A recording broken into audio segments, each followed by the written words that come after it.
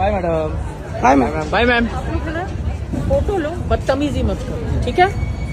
चुप रहो, मुंह बंद रखो, फोटो लो, खत्म। ऊपर से कमेंट्स करते रहते हो। इस महिला के साथ कोई तो समस्या है जिसका समाधान नहीं हो पा रहा है, इसीलिए अपनी भड़ास कभी कैमरामैन पे निकाल देती है तो कभी अपने फैंस पर निकाल देती है। एक बात माननी पड़ेगी, साले 4 लोग हो लेकिन क्या उत्पात मचा के रखे हो। सिर्फ 4 कहाँ जी, इनके जैसे लोग भी तो हमारी मदद कर देते हैं जी।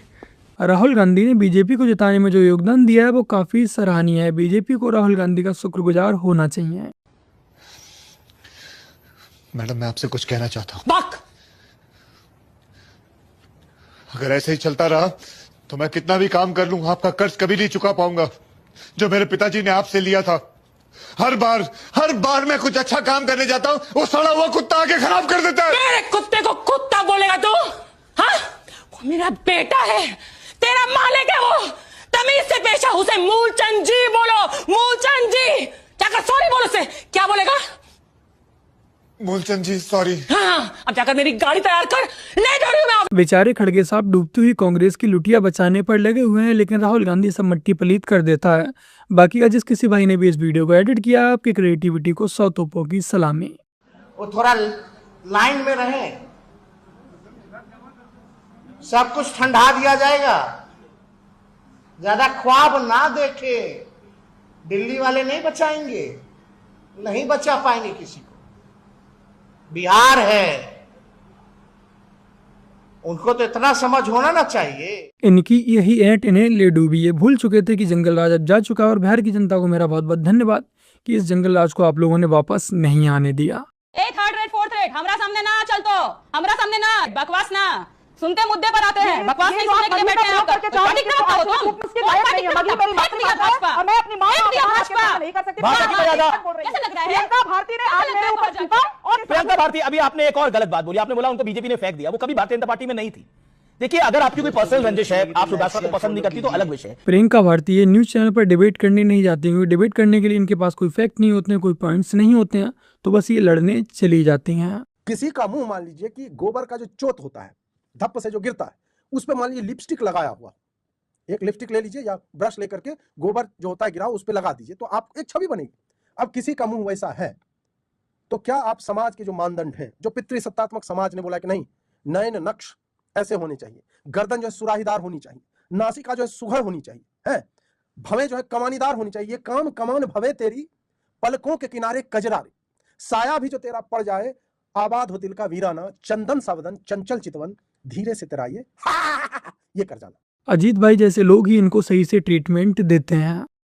कटु सत्य बता रहा हूं जो शायद आरजेडी और विपक्ष के समर्थकों को सुनने में अच्छा न लगे। मैंने कम से कम 5-7 तेजस्वी यादव की रैलियों को कवर किया। कवर मतलब मैं दिखाता तो नहीं, गया देखने के लिए कि क्या हो रहा। आप यकीन मानेंगे, तेजस्वी यादव की रैली में अगर 5-6 हजार लोग पहुंचते थे तो दूसरी तरफ 10,000 वोट को वो कंसोलिडेट करते थे। वो आप पूछेंगे कैसे? वो मोटरसाइकिल से, वो गाड़ियों से इस कदर आक्रामक तरीके से रैलियों पर जाना, इस तरह से मुरेठा बांध करके और गाड़ियों के ऊपर खड़े होकर बहुत ही आक्रामक तरीके से जाना। एक जो सड़कों पर, एक जो गांव में ऐसे जाते हुए लोगों को सामान्य लोग देख रहे थे, वो मन ही मन और हम लोगों से बातचीत में कहते थे कि भैया अभी चुनाव है, अभी सत्ता में नहीं आए हैं, तब यह हाल है। अगर आ गए तो ये क्या हाल होगा। ये उदंडता पूर्ण व्यवहार जो आरजेडी समर्थकों का सड़क पर चौराहों पर रहता है, उसमें कोई तब्दीली पिछले 20 वर्षों में नहीं आई और उसका एक रिएक्शन होता है। अब दूसरी बात क्या है, इंपॉर्टेंट बात है कि नीतीश कुमार को वोट आप क्यों नहीं दो। तेजस्वी यादव की रैली के कारण 5,000 वोट बढ़ते थे तो 10,000 वोट कम हो जाते थे। तो कहीं ना कहीं तेजस्वी यादव इतनी कड़ी मेहनत शिद्दत के साथ जितनी रैलियां कर रहे थे, वो इनडायरेक्टली बीजेपी को ही प्रॉफिट पहुंचा रहे थे, बीजेपी के ही वोट बैंक बढ़ा रहे थे। 275 से 305 तक सीट ये भाजपा की रहेगी। बाकी जितना कुछ कचड़ा बचेगा ना उसमें सब लोग मिलकर रहेंगे। मैं ये चीज आप ध्यान दीजिए। 350 से पार मान रहा हूँ जी। मैं इतना बता रहा हूँ, इतना फिक्स है, इतना फिक्स रहेगा और इलेक्शन की जरूरत नहीं है। तो फिर सीट की जरूरत नहीं है जब इलेक्शन नहीं हो रहा। तो ईवीएम का मतलब होता है कि कोई भी बटन दबाकर भाजपा को भारी मतों से विजयी बनाए। बिहार का रिजल्ट आने के बाद उत्तर प्रदेश के चुनावों पर मुल्ले भाई अदमुल्लो का आकलन चल रहा है।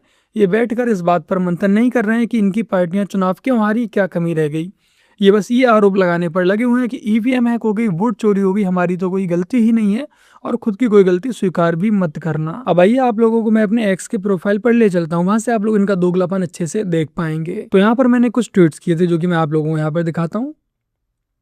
ये देखिए यहाँ पर ये हैं कविस अजीज, इन्होंने ओसामा जीत करा तो काफ़ी उनकी प्रशंसा की, तारीफ की है। यहाँ पर मैंने लिखा यहाँ पर ईवीएम ओके है, वोट चोरी नहीं हुई है, ठीक है। थोड़ा नीचे ऐसे ही आते हैं, यहाँ पर इन्होंने एक ट्वीट किया है, कोई भाई हैं अपने लेफ्ट के, क्या नाम है, अख्तरुल ईमान साहब को जीत की मुबारकबाद। यहाँ पर भी ईवीएम हैक नहीं होती है और ये ईमानदारी से मेहनत से चुनाव जीत जाते हैं। यहाँ भी है सलमा टीवी, एआईएम के वारिस पठान ने कहा कि शाम तक हम कामयाबी मिलेगी, ये चुनाव जीत गए तो उसकी खुशी में ये भी यहाँ पर कर रहे हैं और यहाँ पर भी ईवीएम ठीक है, वोट चोरी नहीं हुई। ये यहाँ से शुभकामनाएं जीत रहे हैं AIMI के जो सीट्स आई हैं उनको लेकर, तो यहाँ पर भी ईवीएम ओके है, वोट चोरी नहीं हुई है। फिर बिहार विधानसभा चुनाव मजलिस के अख्तरुल ईमान 38,000 वोटों से जीते, यहाँ पर भी ईवीएम ओके है, वोट चोरी नहीं की गई है। यहाँ पर भी देखिए ये है भाई साहब, वही उनका ही ये तो अलग अलग अकाउंट से ट्वीट किया गया है, मिल्लत टाइम्स, ठीक है। यहाँ पर भी सब कुछ ठीक चल रहा है। यहाँ पर भी ये मिस्टर कूल अवैसी साहब के सबसे भरोसेमंद सिपा सलार सीमांचल का और बिहार का शेर 38,943 वोटों से जीत गया। यहाँ पर भी इनके लिए वोट चोरी नहीं हुई है, ईवीएम हैक नहीं हुई है, ठीक है। बड़े भाई ओसामा साहब ने 30,000 से जीत हासिल की, बहुत बधाई हो विधायक जी। यहाँ पर भी ईवीएम ओके है और वोट चोरी नहीं हुई है। इन्होंने द न्यूज़ बास्केट, इन्होंने भी एक ट्वीट किया, यहाँ पर भी ओके है। इन्होंने भी एक ट्वीट किया, प्रोफेसर इलाहाबादी 1 नंबर का है ये, इसने भी ट्वीट किया ईवीएम यहाँ पर भी ओके है, वोट चोरी नहीं हुई है, क्योंकि जहाँ पर इनके प्रत्याशी जीते हैं वहाँ पर वोट चोरी का कोई मतलब ही नहीं है। यहाँ पर आ जाइए, AIM 5 जीती, कांग्रेस 4 जीती है, जिनके बाद दरी बिछाने वाली कौम ने अचानक से पैर के नीचे से दरी खींच ली। अच्छी बात है भाई, कांग्रेस के नीचे से दरी खींची है, क्योंकि कांग्रेस का मुस्लिम वोट बैंक है और वो वोट बैंक अब ओवैसी ले जा रहा है। तो यहाँ पर भी इनके लिए ईवीएम एकदम ओके है, वोट चोरी नहीं हुई है। ये है वसीम अकरम त्यागी, मुबारक हो, कांग्रेस का खाता खुल चुका है, संगम से कांग्रेस के कमरूल हुदा जीत चुके हैं। जहाँ पर इनके प्रत्याशी जीत रहे हैं वहाँ पर ईवीएम हैक नहीं हो रही है, वोट चोरी नहीं हो रही है। बाकी का मैंने आपको जितने भी अकाउंट दिखाए, आप जाकर इनके अकाउंट्स का एक बार प्रोफाइल चेक कीजिएगा, सारे के सारे वोट चोरी का रोना रो रहे हैं, ईवीएम हैक का रोना रो रहे हैं, क्योंकि RJD हार गई, कांग्रेस चुनाव हार गई। लेकिन जो इनके प्रत्याशी जीते हैं वहाँ पर वोट चोरी का कोई नामो निशान नहीं है, ईवीएम हैक होने का कोई भी नामो निशान नहीं है। ये सोशल मीडिया पर बैठे वो नमूने हैं जो खुद ही थूकते हैं और फिर खुद ही चाट लेते हैं। तो बिहार के चुनाव में आपको क्या लग रहा है? शुरू से मैं कहता रहा हूँ चौंकाने वाला रिजल्ट आएगा। लोग काम देखना चाहते हैं। पिछले बार आए थे तो 3-4 जगह गए थे जहाँ शुगर मिल था, मिल के बारे में बात की, ना इधर चीनी की बात की, कुछ नहीं।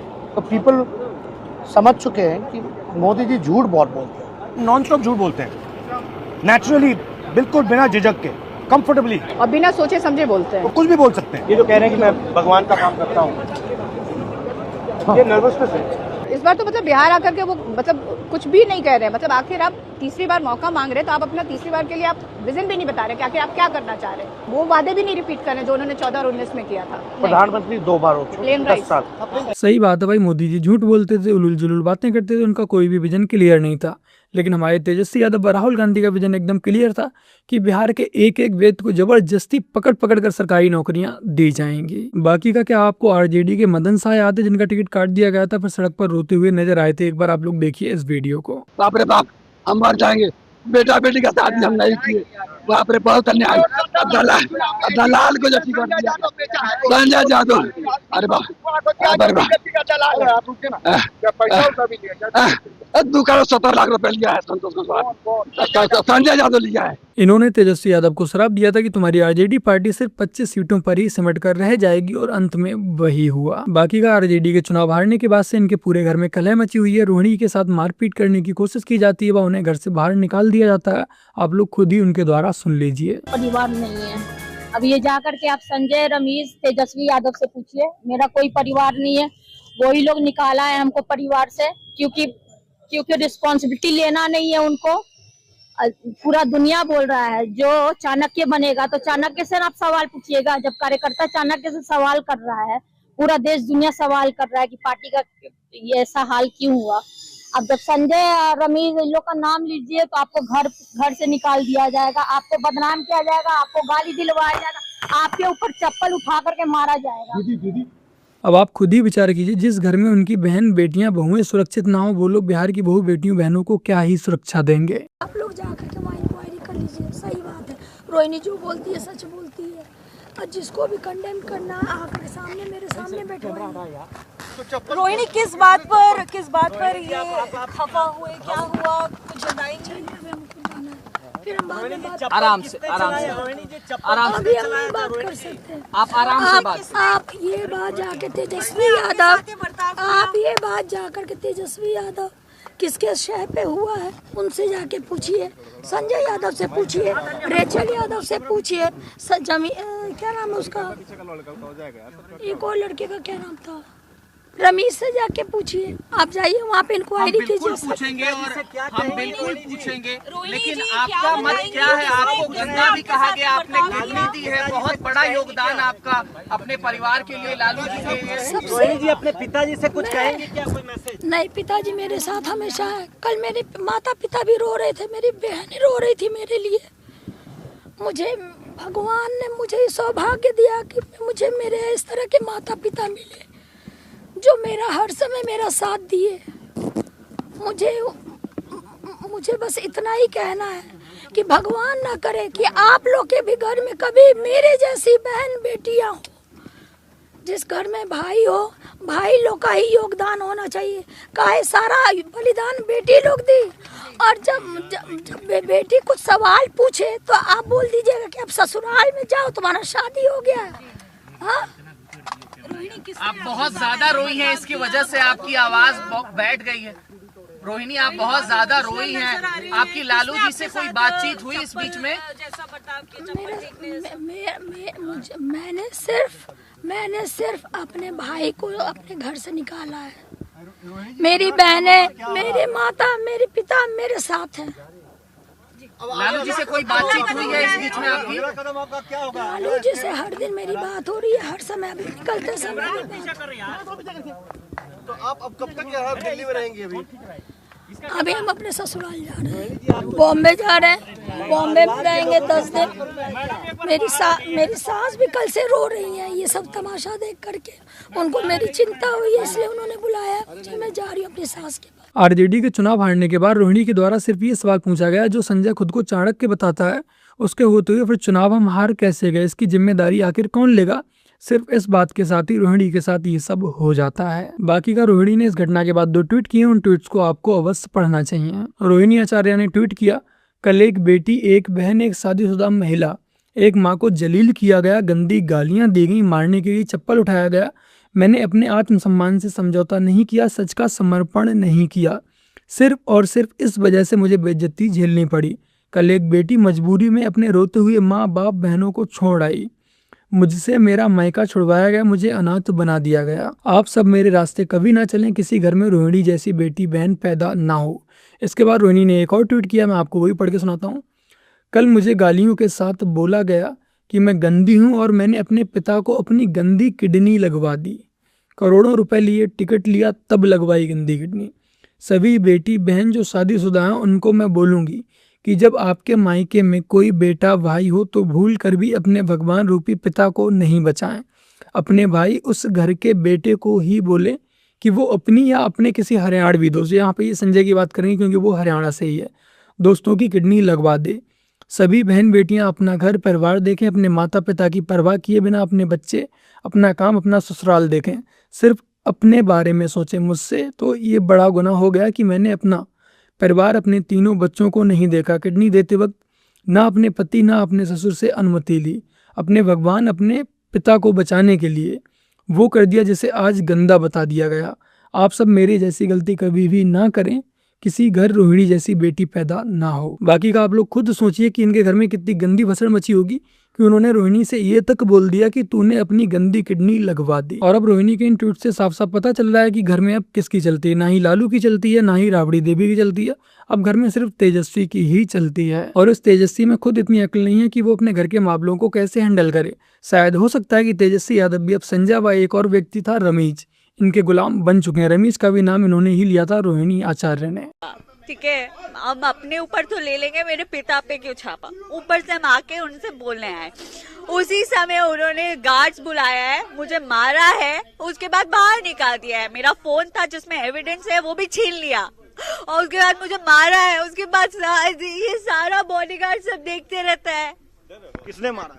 राबड़ी देवी ने खुद मारा है हमको, सर पे मारा है, बाल खींच खींच के मारा है, पैर में चोट है। मेरा कोई परिवार नहीं है। अब ये जाकर के आप संजय, रमेश, तेजस्वी यादव से पूछिए, मेरा कोई परिवार नहीं है। वही लोग निकाला है हमको परिवार से, क्योंकि रिस्पॉन्सिबिलिटी लेना नहीं है उनको। पूरा दुनिया बोल रहा है जो चाणक्य बनेगा तो चाणक्य से आप सवाल पूछिएगा। जब कार्यकर्ता चाणक्य से सवाल कर रहा है, पूरा देश दुनिया सवाल कर रहा है कि पार्टी का ये ऐसा हाल क्यों हुआ। अब जब संजय और रमेश इन लोग का नाम लीजिए तो आपको घर से निकाल दिया जाएगा, आपको बदनाम किया जाएगा, आपको गाली दिलवाया जाएगा, आपके ऊपर चप्पल उठा करके मारा जाएगा। अपने ही घर की बहू को मारा गया, पीटा गया, फिर घर से बाहर निकाल दिया गया। फिर इसके बाद अपने ही बड़े भाई को घर से बाहर निकाल दिया जाता है और अब रोहिणी को भी मारा जाता है, पीटा जाता है, उसके बाद घर से बाहर निकाल दिया जाता है। मैं फिर से कहूंगा कि बिहार की जनता ने बहुत ही सही फैसला किया जो इस पार्टी को सत्ता में नहीं आने दिया।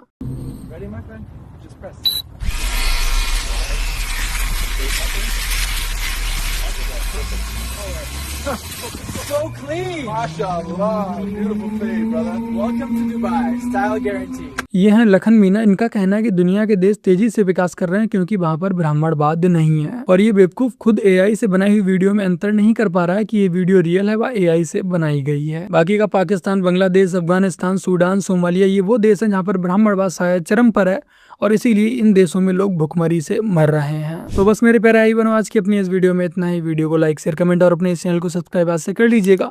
और यदि आप लोगों ने लास्ट वीडियो को नहीं देखा है तो यहाँ पर क्लिक करके एक बार इस वीडियो को भी अवश्य देखिएगा। चलिए फिर मिलते हैं एक और नई वीडियो के साथ। तब तक के लिए जय हिंद, वंदे मातरम, जय श्री राम। कम से कम यार ये पिक्चर का प्रमोशन करना तो बंद करो। ये गंदे लगते हो तुम लोग, अच्छी शोभा नहीं देता आप लोगों को। यार आप अच्छे आदमी हो, कुछ करने आए थे राजनीति में, कहाँ पिक्चर के पोस्टर और प्रमोशन करने में लगा दिया। जो भी करना हो कम से कम यार ये